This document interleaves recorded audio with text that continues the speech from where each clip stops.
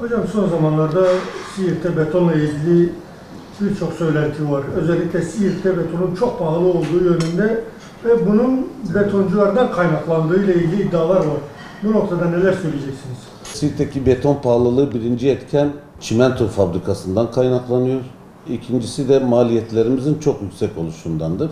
Maliyetlerimizin yüksek oluşu döktüğümüz betonların az oluşundan. Yani 2021 yılında, 2020 yılında döktüğümüz aylık 10-15 bin metreküpken şu anda döktüğümüz metreküp bazında 3000 metreküplerde şu anda dökülüyor ve bu da işçilik anlamında ciddi anlamda bir maliyet oluyor bize.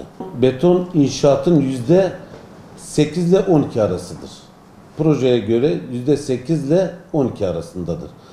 Bir dairenin pahalı oluşu betonun %12'sini kapsıyor. Sadece betonu algılamama gerekiyor. Bunun demirdir, pimapendir, işçiliklerdir, bunlar hepsi birer etkendir. Betonun bir dairede maliyeti dediğimiz gibi %8 ile 12 arasıdır. Bunu %13 olmaz, kesinlikle olmaz. Bizim sıkıntılarımız ekseri çimento üstünedir. Biz dışarıdan herhangi bir yerden bir çimento getiremiyoruz buraya. Getirmememizin sebebi de Kurtalan'daki çimento fabrikasının öbür fabrikalara yaptırımlarıdır. Dışarıdan herhangi bir çimento getirmediğimiz için haliyle biraz pahalı alıyoruz. Maraş merkezde de bir santralimiz var. Maraş merkezde aldığımız 2.800.000 liralık çimentoyu biz burada alıyoruz.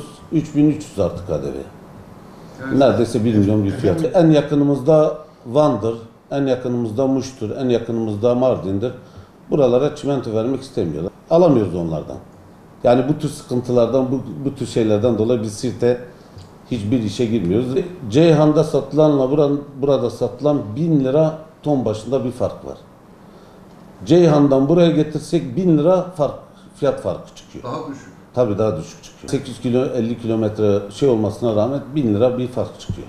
Sorunun çözümüyle ilgili bizim çimento fiyatlarının düşmesi haliyle biraz, evet belki çok fiyatlarda bir oynama olmayacak ama bir nevi olsa da insanları rahatlatacak.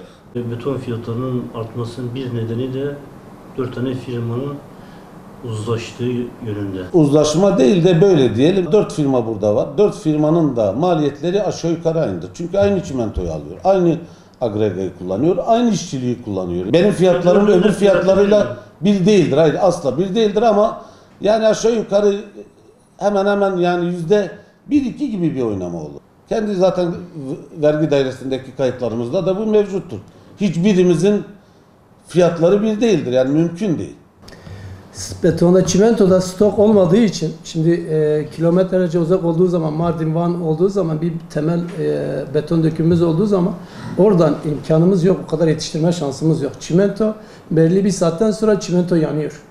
Onun için en kısa mesafe neredeyse oradan çekmemiz lazım. Çünkü bir temel 1 metreküp beton bir temeli döktüğünüzde dışarıdan getirme şansımız olmadığından dolayı bu beton pahalılığının ondan da kaynaklanabiliyor.